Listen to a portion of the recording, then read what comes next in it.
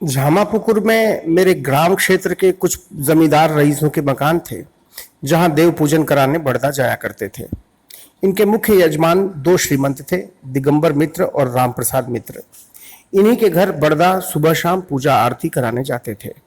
उनकी पाठशाला और पुरोहिती का एक ही उद्देश्य था, अर्थार्जन।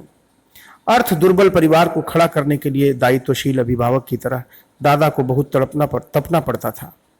मास्टर, जैसे संवेदनशील गृही के रूप में तू तपता है, और मां के संकेत पर नाचने वाली मेरी जीवनचर्या पिता स्थानीय बड़दा के ताप संताप का एक बड़ा कारण बन गई थी। समझ तो तब भी रहा था कि पारिवारिक समस्या को समाधान की राह पर खड़ी करने के उद्देश्य से गांव से जिस भाई को अपनी पाठशाला में कोलकाता उठा लाए थे, वह अलग विकट समस्या और उनकी चिंता का प्रधान कारण बन गया था। पर सब कुछ समझते हुए मैं विवश था। मेरे वश में कुछ नहीं था रे मास्टर। चाह कर भी कुछ नहीं कर पाता। लौकिक दृष्टि से मूल्यहीन मेरी रहनी उस मां की रचना थी जो मुझे जननी की छाया से छीनकर कोलकाता खींच लाई थी। उसी के संकेत से मैं दादा के यजमानों के घर जाने लगा। मित्रबाड़ी की संभ्रांत बहुओं ने पहले ही दिन से मुझे अपना बना लिया, जैसे काफी दिनों से मेरी बाट जो रही हो, और मेरा कीर्तन गान सुनकर वैसे ही बेसुध हो जाती थीं जैसे मेरे गांव की लाहाबाड़ी पाइन बाड़ी की बहुएं, और प्रसन्नमयी तथा धनी की भाव मुद्रा और छोह के उफान की सुधि ताजा हो जाती। लेकिन मास्टर, गांव की बात ही कुछ और थी। मेरे गांव के रईस परिवार में अपनी आर्थिक संपन्नता और कुलीनता का दर्प जरूर था, मगर उनके आंगन में भागवत भाव की सुरभि थिरकती रहती थी। गांव का वही मूल भाव था, और बड़े कहे जाने वाले घरों में भी धर्म संस्कार था, जो गरीब बाभन के मेरे जैसे बौड़म बेटे को व्याकुलता से जोहता रहता था। लाहा परिवार तो हमारे परिवार का सहारा ही था। सीतानाथ पाइन जैसे दंभी के घर में भी मेरा अपने घर जैसा प्रवेश था। कुलीन बहुओं के बीच घर के बालक की तरह अंतरंग रूप में बैठकर मैं भागवत प्रसंग सुनाया करता था, और मेरा राग सुनकर तो बहुओं का मन दूसरे लोक में पहुंच जाता था। बहुत बाद में अपने मातृभाव का बोध हुआ, और तब समझ में आया कि स्त्रियों के बीच गाते नाचते निर्विकार कैसे बना रहा। मेरे गांव का एक ही राग था, गरीब अमीर सबका, जो भागवत भाव पर खड़ा था। घर घर के आंख कान मेरे लिए व्याकुल रहते थे। कई बार अतिकाल तक उनके बीच कौतुक कीर्तन में डूबा रहता था। बहुएं भी घर का काम छोड़ छाड़ कर मेरे छंद के साथ नाचती रहती थी। मां के इशारे पर दादा मुझे खोजने निकलते थे और दरवाजे दरवाजे हाथ लगाते फिरते थे। कैसा निर्विकार भाव, कैसी उन्मुक्त लीला। कामारपुकुर से पूरी तरह भिन्न था झामापुकुर का चरित्र, मगर राम प्रसाद मित्र के बेटे काली भूलू को पाकर थोड़ी तसल्ली हुई कि मेरी मां की विभूति कितने कितने रूपों में सर्वत्र व्याप्त है। काली भूलू के भाव को पढ़ते ही मुझे अपने बाल सखा गया विष्णु की याद हो आई। उसी जाति के ये बालक मिल गए तो मन की आबोहवा ने करवट ली। बड़ा निर्मल आधार था श्रीमंत कुल में जन्मे इन बालकों का मास्टर। वे मुझे जोहते रहते। पूजा कराने जाता तो उन्हीं से मेरी बतकही जमती। उन्हें घर की पूजा में कम ही रुचि थी। मेरी भाव तरंग और भागवत गान सुनने के लिए व्याकुल रहते थे। कई बार तो मुझे जोहते हुए दादा की पाठशाला पहुंच जाते, और उनके भावावेग में मुझे भी बड़ा रस मिलने लगा था। इतना कि कई बार उनके साथ जहां तहां घूमने निकल जाता था। एक बार ठनठनिया काली बाड़ी यानी कोलकाता का नामी काली मंदिर, एक बार ठनठनिया काली बाड़ी के आंगन में मुझे रोते गाते देखकर उनकी भावदशा भी कुछ की कुछ हो गई थी। मित्र परिवार अपने गांव आठपुर में बड़े राजसिक ढंग से पारिवारिक दुर्गोत्सव का आयोजन करता था। राम प्रसाद मित्र और उनके परिवार की भावना अपने मूल स्थान से जुड़ी थी। अपनी पारिवारिक दुर्गा पूजा में मुझे भी आठपुर ले जाने के लिए वे आग्रही थे। मेरा मन तो अपने गांव घर के लिए पागल बना रहता था रे मास्टर। कहां गांव की उन्मुक्तता और कहां तेरे शहर का शऊर।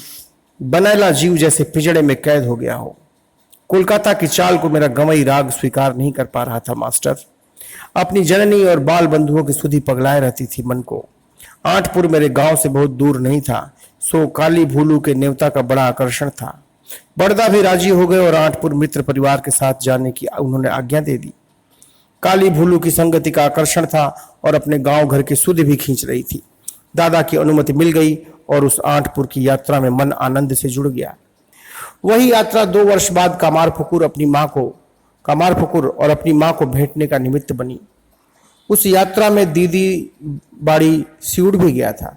दीदी बाड़ी में अद्भुत कीर्तन उत्सव का आयोजन था। पड़ोसी गांव के भागवत जन की भीड़ थी। उसी भीड़ में पहली बार शारदा को बालिका रूप में देखा था। शारदा के बालिका रूप को देखा तो एकाएक वही रूप दिखाई पड़ा जिसे अपने गांव के खेतों के बीच घूमते आसमान में उड़ते बगुलों के मोहक छंद में देखकर होश गंवा बैठा था। सिउड़ में होश तो नहीं गायब हुआ, पर मन उसी आस्वाद में डूब गया जो पहली बार अपने गांव में इस बगीचे वाली अपनी मां के रूप दर्शन से अनुभव किया था। और बालिका के अपरूप रूप पर मेरी आंख गड़ गई थी। अपना एक और रूप ही दिखाने के लिए शायद मां मुझे सिउड़ की कीर्तन अनुष्ठान में खींच ले गई थी। जयराम बाटी के मुखर्जी बाड़ी की वह बालिका मेरी जीवन संगिनी बनकर बहुत बाद में मेरे आंगन में पहुंची, पर मेरे मन का छंद तो उसी मुहूर्त में उसके अंतराग से जुड़ गया था। और तुझे यह विचित्र लगेगा मास्टर कि मेरे माई भाई जब बगीचे से कामार पुकुर ले जाकर मेरे पागलपन के उपचार के लिए बहुबंधन को महौषधि मानकर पात्र की तलाश में थे, मैंने ही शारदा के घर की उन्हें राह दिखाई थी। उसके अलावा और कौन बनती मेरी भार्या? वह तो माँ ही थी। माँ के सिवा और कोई मेरी जीवन संगिनी बन ही नहीं सकती थी। माँ का यह विधान था जिसके सामने मैं ही नहीं, मेरे अभिभावक भी निरुपाय थे। काली भूलू के भाव का आकर्षण न होता तो शायद बड़दा की पाठशाला छोड़कर कहीं जाता नहीं। जिन बालकों का मेला इस बगीचे में माँ ने अपने दीन बालक के कौतुक क्रीड़ा के लिए रच दिया था, कुछ कुछ उसी जाति की निर्मलता और भागवत निष्ठा मित्र परिवार के उन बालकों में भी थी। विधाता का विधान विचित्र है रे मास्टर। पाक में कमल खिलता है, यह कितना विचित्र है, लेकिन मास्टर की श्री की रचना पाक करे और विलास विभुता की जमीन में भूलू काली का जन्म हो। मेरी माँ क्या नहीं कर सकती, उसके लिए कुछ भी असंभव नहीं है। उसका कौतुक मगर कहाँ समझ पाती है हाजरा हृदय की पटवारी बुद्धि मास्टर। नारायण रूप मेरे नरेन को भी हाजरा बरगलाने के चक्कर में था।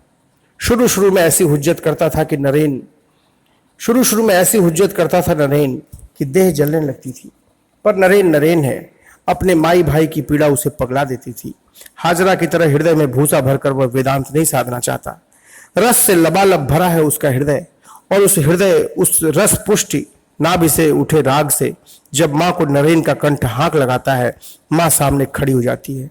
झूठे नहीं नरेन के लिए पागल बना रहता हूं रे मास्टर। नरेन तो माँ के आंगन में मिला, झामा पुकुर में तो काली भूलू ही मेरे अपने लगते थे। इस बगीचे वाला मेला तो बहुत बाद में लगा। कैसे कैसे लोगों को कहां कहां से खोज कर माँ ने मेला रचा। तू मिले, लाटू मिला, राखाल मिला, कितने निर्मल बालकों को मेरे रस रंजन के लिए माँ खोज कर ले आई। नरक से गिरीश को उठा कर ले आई और तब उसका छंद पूरा होकर थिरकने लगा। ब्रह्म आचार्य विजय कृष्ण को अपने इस बालक के साथ नाचते गाते उछलते माँ देखती तो खिलखिलाकर हंसती, इस तोष के साथ कि अब उसका राग सही पटरी पर थिरक रहा है। और उस आनंद सागर में गोता लगाते मेरा तो जगत बोध ही लुप्त हो जाता रे मास्टर। पर वह आस्वाद माँ ने अपने आंगन में ही लाकर चखाया, पर आस्वाद की जमीन और तृषा झामा पुकुर में ही तैयार हो गई थी। काली भूलू की संगति में, नकुड़ की बतकही में, ठनठनिया काली बाड़ी के आंगन में, तब काली भूलू की संगति ही प्रीत किए रहती थी। उतना ही मेरे मन का सहारा था। कहाँ मेरा गांव, कहाँ तेरा शहर, बड़ा फर्क है रे मास्टर। उतना ही जितना तेरी पढ़ाई और लेटों की निरक्षरता में। मेरे गांव की पूजा अर्चा सरल हृदय की पूजा थी। उसमें वह बांकपन और छल नहीं था जो शहराती लोगों की प्रण नाड़ी में बैठा रहता है। पाप कर्म के परिणाम से बचने के लिए और पाप की छूट के लिए की जाने वाली पूजा पूजा नहीं होती मास्टर।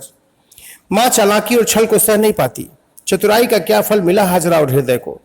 कुछ भी तो उनके हाथ नहीं लगा, छोछ ही रह गए।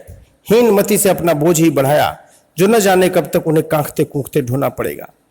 कुसंस्कार की लकीर जल्दी मिटती नहीं मास्टर, जन्म जन्मांतर तक वह बनी रहती है। माँ का अनुग्रह ही उसे मेट सकता है, पर वह कुटिल लोगों के भाग्य में जुटता कहाँ है। सरल हृदय की हाँक ही माँ तक पहुंच पाती है। माँ के लिए विलाप करता मेरा राग जब न्यांगटा के कानों में पड़ता, वेदांत ज्ञान का गुमानी उस दैत्याकार साधु की आंखें बरसने लगती और मेरे कंधे पर हाथ रखकर आश्वस्त करता, यही सच्ची उपलब्धि है वत्स। ब्रह्म ज्ञानी होने की बड़ी तीखी ऐंठ थी उसमें।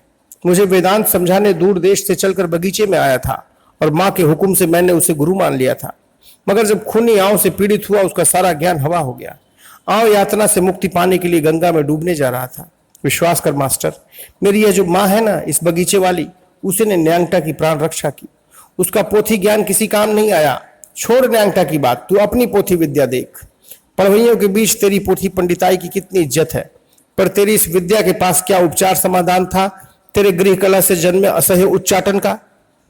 गहरे अवसाद की लहर ही तो तुझे बगीचे में खींच लाई थी। जब मन शांति के लिए तू यहां वहां भटक रहा था।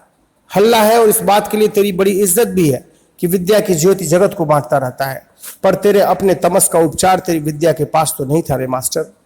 समाधान के लिए मां के आंगन में आना ही पड़ा तुझे। पोथी वाली विद्या की क्षमता बड़ी छोटी होती है मास्टर। दुनिया की नजर में परम ज्ञानी गुनी शशधर पंडित मेरे जैसे गंवार के अदना सवाल से कांपने लगा था। अब बोल भला, ऐसी पंडिताई किस काम की? बड़दा के दुख की बात सोचता तो मन रोने रोने को हो आता, पर उनकी पंडिताई का हल्ला सुनता तो बड़ी हंसी आती, मन ही मन। सोच भला, बड़दा अपने ज्योतिष ज्ञान से सारी दुनिया का भविष्य भागते रहते थे, पर अपने गंवार भाई के कपाल की रेखा नहीं पढ़ पाते थे। अपनी तरह का कमाऊ पंडित बनाने की चिंता में पागल बने रहते थे। अब तू ही बता मास्टर, ऐसी पंडिताई किस काम की जो केवल दुख ही रचे? और मेरी माँ की लीला देख, वह विद्या जिसका मालिक तू है और जो मेरे बड़दा के भाग्य कोष में थी, माँ ने मुझे उससे दूर ही रखा।